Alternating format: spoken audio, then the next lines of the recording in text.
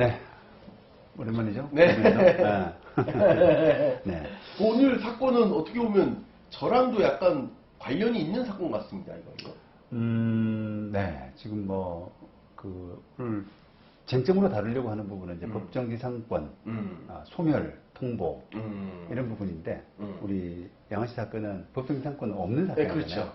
그러니까 이제 쟁점하고는 다른데, 어쨌든 땅 가진 사람이 이제 건물 철거를 지료 청구를 하는 그런 구조이기 때문에 그런 면에서는 조금 비슷한 거예요. 그러니까요. 네, 그러니까. 네.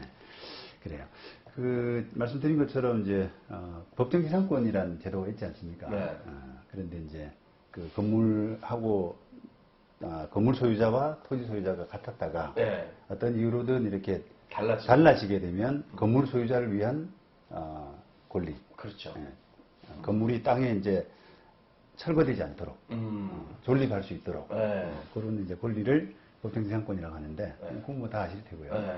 근데 이제 이 법정지상권이 있다고 하더라도 지료를 납부해야 될 의무가 있어요. 그렇죠. 네, 땅을 사용하니까. 그렇습니다. 네. 그래서 그 지료를 2년간 납부를 하지 않게 되면 연체하게 되면 소멸을 시킬 수가 있습니다. 네, 저도 그 얘기는 들었어요. 네. 그게 2년간의 전체적인 지료인가요? 아니면 뭐 그 횟수가 좀 달라지더라도 딱 2년만 채우면 되나요? 2년치 월세라고 생각하시면 됩니다. 누적해서 2년치. 누적해서 2년치. 찔끔찔끔 줬는데 어떤 순간에 이제 2년치가 이렇게 되잖아요. 딱 되면. 네, 되면은 소멸 통보가 나가다. 그게 이제 우리가 차면체 3기 이상라고 하는 것도 똑같은 거예요. 누적. 네, 누적. 그러니까 만약에 월세가 100만 원이다라고 하면은 3기면은 300만 원이잖아요. 네. 어느 순간에 300만 원이 딱 됐을 때, 그때 미납됐을 때는 3기 연체를 이유로 한 해지 통보 이게 가능한 거죠. 누적이구나. 누적입니다. 네. 그래서 이제 그 관련된 조문은 우리가 지상권이 287조에 있는데 지상권 소멸 청구권 그래서 지상권자가 2년 이상의 지료를 지급하지 아니한 때는 지상권 설정자는 지상권 소멸을 청구할 수 있다. 요 규정이 있습니다. 그거를 이제 법정지상권에 또 유추하는 거죠. 지상권은 우리가 법정지상권하고 좀 달라서 그 토지 소유자하고 건물 소유자하고 간에 계약을 하는 거예요. 지상권 계약을. 그렇죠. 임대차 계약하고 비슷한데 이제 임대차 계약은 우리가 법리적으로 채권이라 그러고 그다음 지상권은 물권이라고 하는데 물권이라고 하는 지상권을 설정하기로 계약을 하고 그 다음에 지상권 설정 등기를 하면 그래서 이제 지상권이 되는 거거든요. 그렇죠. 지상권으로 소유력이 발생하는 건데 그래서 이제 그거를 2년간 만약에 안 되면 소멸 통보하는 요걸 두고 있거든요. 그렇구나. 근데 법정지상권은 계약이 없지 않습니까? 그렇죠. 계약이 없죠. 그렇지만 네가 이제 땅을 쓰려면은 지료를 내야 되고 지료를 누적해서 2년치 못 내게 되면 유추 적용해서 소멸된다. 똑같이 지상권이랑 똑같이 봐서. 예, 그렇습니다. 그게 이제 뭐 당연한 대법원 판례고요. 지금 요 93년도 92다의 44749 판결도 마찬가지입니다. 이게 이제 건물 철거 이렇게 돼 있죠. 그러니까 지상권이 원래 있었다가 지상권 소멸을 청구를 한 겁니다. 땅 소유자가. 그러고 나서 이제 건물 철거에 들어간 거죠.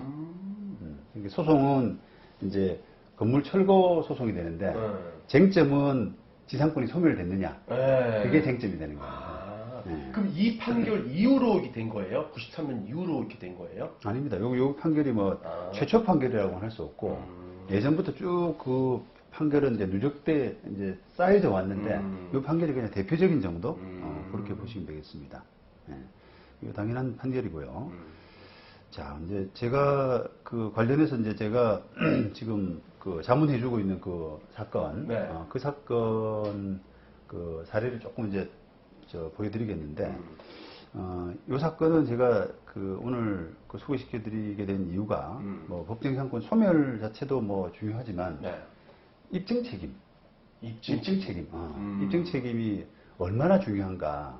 라고 하는 그 부분을 좀 환기시켜드리는 차원에서 입증 책임이라고 하는 것은 모든 사건에 우리가 민사소송의 어떤 기초, 내지 바탕 이런 부분이에요. 근데 이제 그거를 일반인들은 조금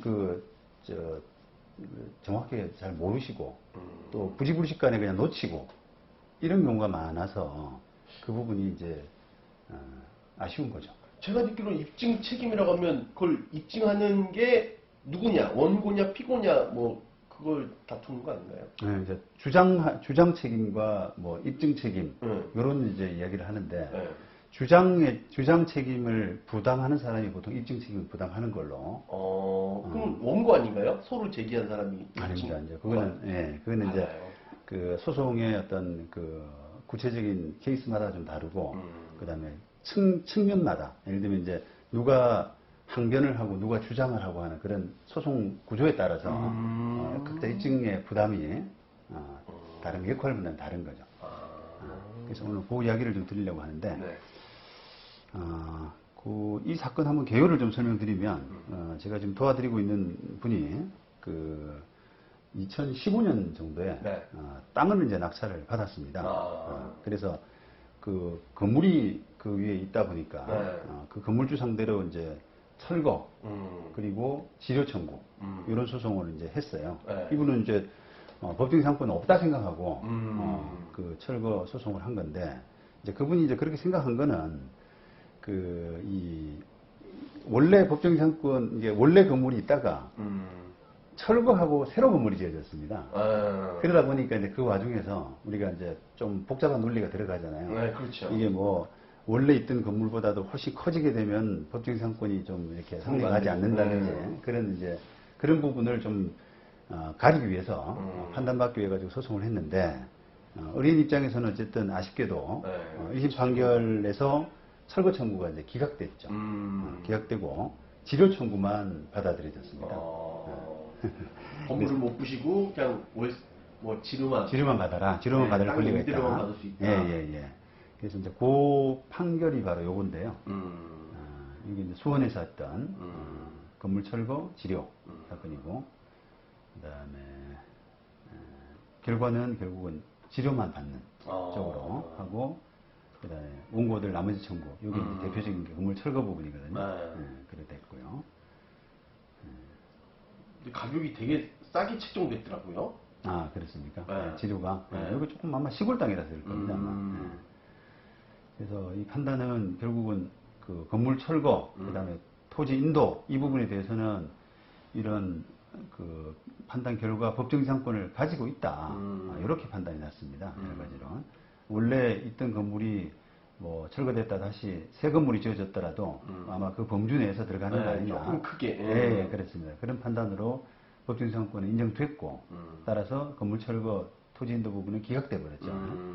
그다음에 이제 부당이 득관한 지료 청구 이 부분만 받아들여진 겁니다. 그래서 월 차입이 한 20만 원 남짓? 얼마 안 되죠, 그죠? 그런 정도 돈이죠. 자, 이렇게 해서 이제 재판이 이제 1심 판결이 났고요.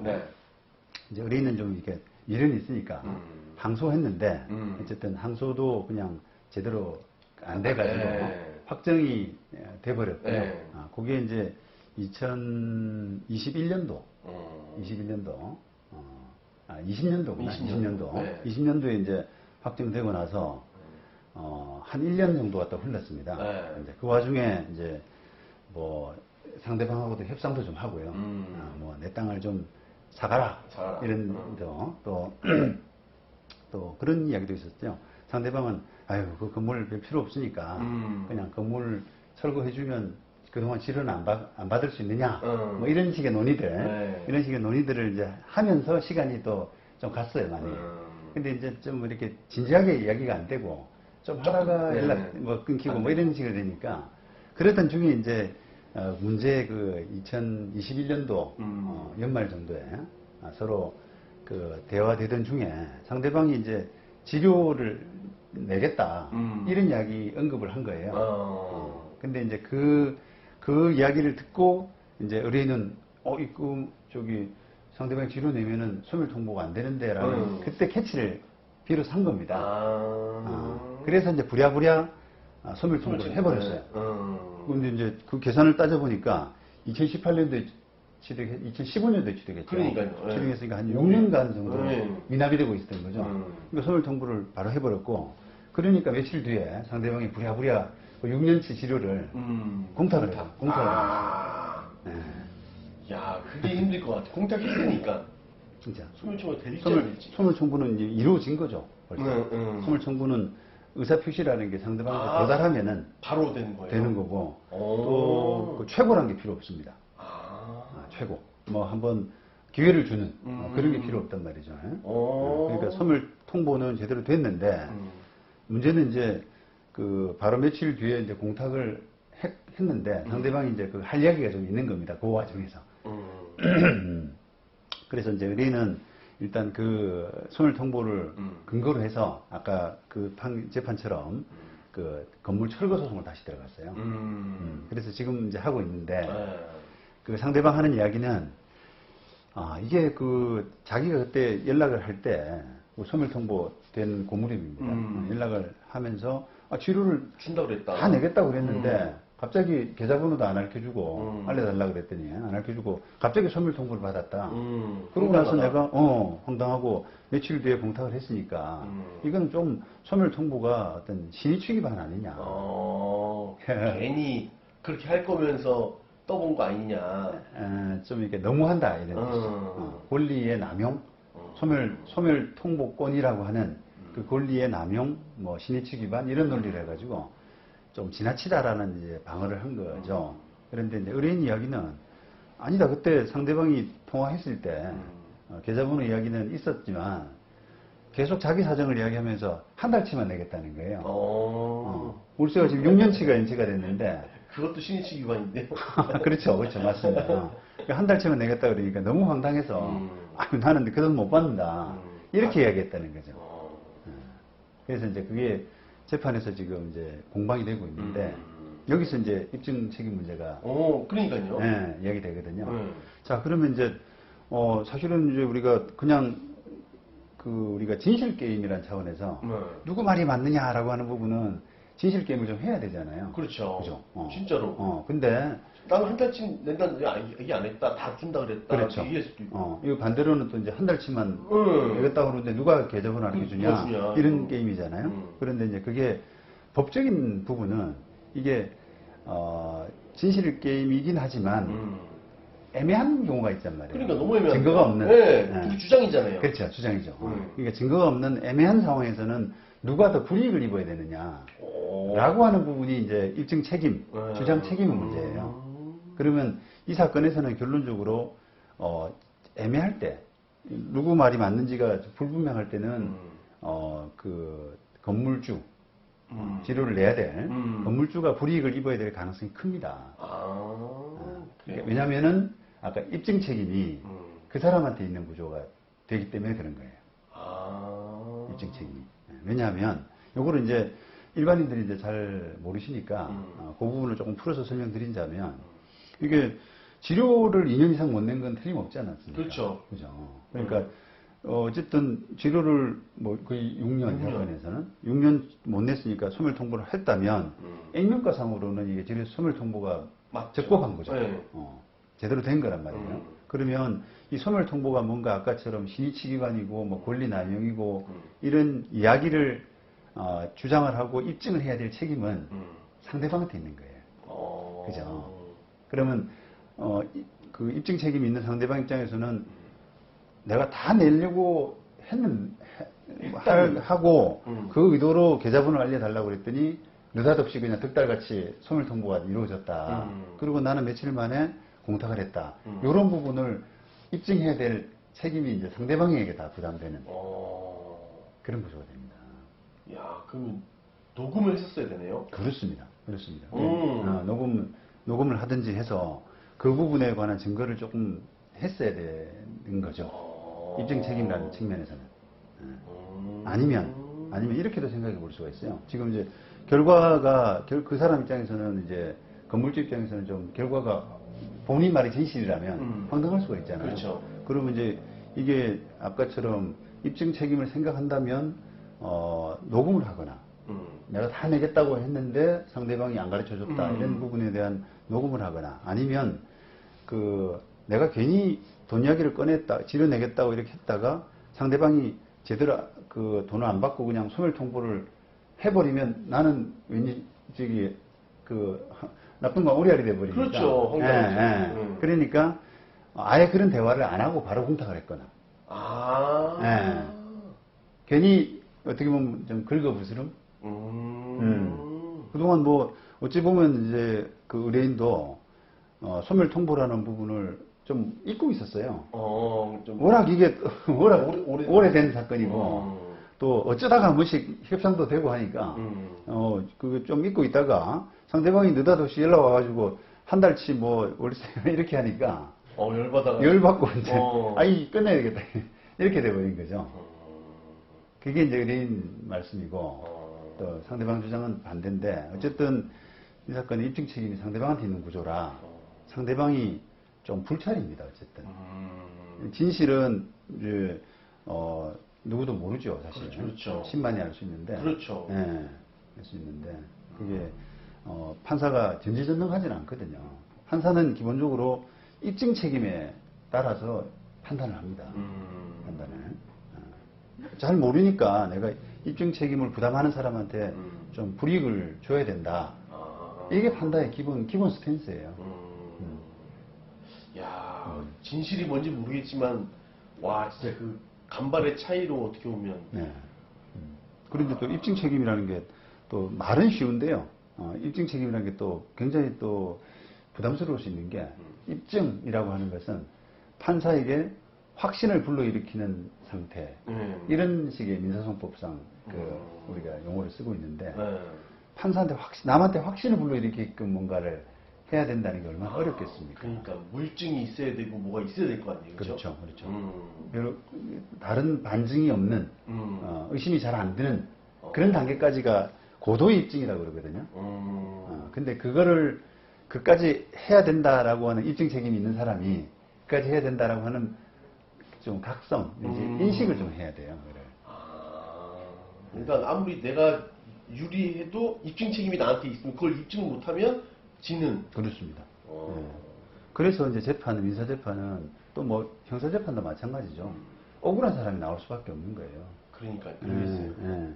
확신이 안 될 때가 있거든요. 그게. 그렇죠. 상대방이 자꾸 요리조리 뭐 거짓말도 하고 뭐 비슷한 또 반박할 수 있는 증거도 내고 하면 판사가 이 사람 말도 맞는 것 같은데 그러니까, 하면서 그 입증 책임 있는 사람한테 불이익을 줘버린단 말이죠. 네. 그런 측면에서 이제 입증 책임이라는 문제는 비단 뭐 이게 법정지상권 소멸 사례를 말씀드렸습니다만 모든 법률 문제 그런 문제에 다 적용되는 거니까 조금 유념하실 필요가 있습니다. 그러면 근데 누가 입증 책임이 올지 모르잖아요. 이제 법률가들은 알죠. 그러니까 이제 그게 우리가 또 상식하고도 연관되어 있는데요. 그게 예를 들어서 이제 그 토지 소유자가 건물주한테 야, 내 건물에서 나가고 철거해줘, 토지 인도해줘 이런 소송을 한다라고 하면은 그 건물이 땅에 존립할 수 있는 권원이라는 표현을 씁니다. 적법한 권리, 권원 이런 부분에 대한 입증 책임은 건물주가 가지거든요. 그렇죠. 그죠? 상식 맞죠? 내가 그러니까 입증해야죠. 그렇죠. 그러면 이제 그게 합당하다. 그렇죠. 그게 이제 법정지상권이든 아니면 임대차 계약이든 또 뭐 등등의 이제 그렇죠. 그 설득이 되는 뭔가 주장 입증을 해야 되지 않습니까? 그러면 이제 비교적 무리가 없고, 근데 이제 법정지상권이 만약에 있다라는 부분이 입증이 됐는데 상대방이 법정지상권이 있다고 하더라도 소멸됐지 않느냐, 소멸됐다, 뭐 지료미납이라든지 등등으로. 그럼 토지주가 그렇죠. 그렇죠. 주장해야 되는 사람이 입증 책임까지 부담하는 그런 구조로 가는 거예요. 재판이 그러니까 다이나믹하죠. 경우에 따라서. 그리고 또 좀 전에 뭐 다른 사건인데 아파트를 낙찰을 받았는데 그 세입자를 이제 내보내는 나가라 명도 사건인데 그 세입자라고 주장하는 사람이 그 전 소유자의 아들이에요. 그런데 보증금이 자기 임차인이라는 겁니다. 보증금이 2억 7천이나 있는 자, 그러면 이제 그 임대차 계약이 적법한 임대차 계약이 있다. 또 대항력 있는 임차인이다라고 하는 부분에 대한 주장 입증 책임은 그 아들 임차인 그렇죠. 네. 그렇습니다. 그런 구조가 되는 거죠. 아, 웬만한 상식선에서 그렇죠. 입증 책임이 있네요. 그렇죠. 예. 그러면 그러면 이제 그 사람이 판사의 확신을 불러일으킬 만큼 이제 뭐가 있어야지. 뭔가 해야 증거가 되는데 있어야지. 기본적으로 이제 부모 자식 간에 2억 7천짜리 임대차 계약이다라고 하면은 판사가 이렇게 이제 그래? 이러면서 네. 입증해봐 이렇게 하는 거죠. 계약서랑 통장 내역 갖고 와야지. 그렇죠. 그 갖고 와도 그게 뭐 저기 다른 동거래로 간 거 아니야? 그게 임대차 보증금이라는 증거 있어? 이렇게 또 한 거예요. 관계가 이제 부모 자식 관계라면 사회 통념이 좀 그냥 들어가거든요. 그렇죠. 그래서 거기서 이제 판사한테 확신을 불러일으키는 단계까지 해줘야지 상대방 입증 책임 있는 상대방이 승소하는 거예요.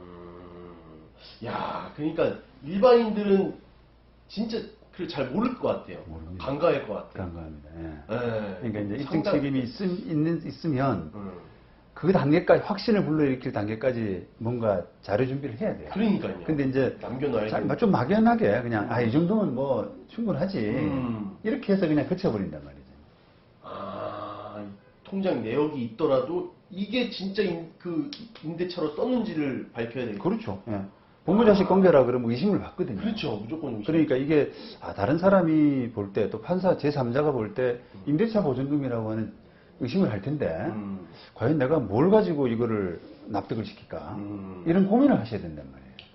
와, 예. 도움을 받아야 되겠네 이건 진짜. 그렇죠. 그래서 그 부분은 약간 이제 법률 전문가의 도움이 좀 필요할 수 있는 부분입니다. 아, 근데 일반인들은 이 법률가 이렇게 상담이 되게 어렵다고 생각해요. 예, 예. 전화로 상담을 좀 받으면 되게 팁이 될 텐데 예. 저도 진짜 변호사님 친해지기 전까지는 되게 어려워했어요. 예, 예. 그러니까, 그러니까 사실은 이제 문턱도 많이 낮춰지고요. 변호사 수가 많아지니까 우리가 생각보다 도움 받을 수 있는 곳이 참 많이 있고 또 이게 그 어떻게 보면 그 병원 찾아가는 거하고 좀 비슷한데 우리가 병원에서 가장 그 건강을 지킬 수 있는 좋은 방법은 그 죽을 때 다 돼서 수술 받는 게 아니라 평소에 이렇게 검진 받고 예방. 이런 이야기를 많이 하지 않습니까? 네. 근데 법률 업무도 똑같습니다. 그게 소송 닥쳐가지고 뭐 변호사 찾아가면 사실 좀 늦을 때가 있어요. 다 골맞을 때가 있고. 예, 예. 그러니까 증거를 잘 챙기고 미리 뭐 계약서 잘 쓰고 그다음에 소송 소장 들어가기 전에 상대방하고 뭐 필요한 증거 확보하고 녹음한다든지. 그러니까 예, 예. 제가 아시는 분도 되게 중요한 사업 계약인데 그거를 그냥 대충 하고 그 아는 친한 변호사가 있는데도 변호사한테 그 뭘 챙겨야 되냐 물어보고 계약서 써야 되는데 그걸 안 챙겨가지고 되게 안 좋은 상황을 가더라고요. 그렇습니다. 아, 도움을 받아야 되는구나. 네.